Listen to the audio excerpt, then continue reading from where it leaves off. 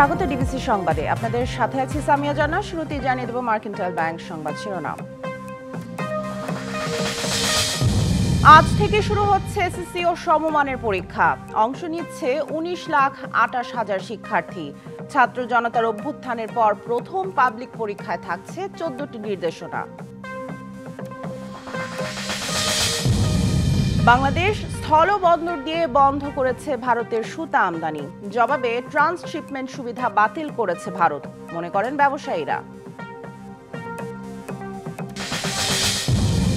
16 April প্রধান উপদেষ্টার সাথে বৈঠকে নির্বাচনের সুনির্দিষ্ট রোডম্যাপ চাইবে বিএনপি।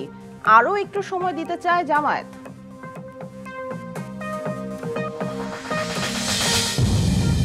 সেপ্টেম্বর থেকে 6 মাসে 8,789টি অপরাধ ঘটেছে রংপুর বিভাগে। পুলিশের দুর্বলতায় দ্বিগুণ বেড়েছে অপহরণ ও ডাকাতি।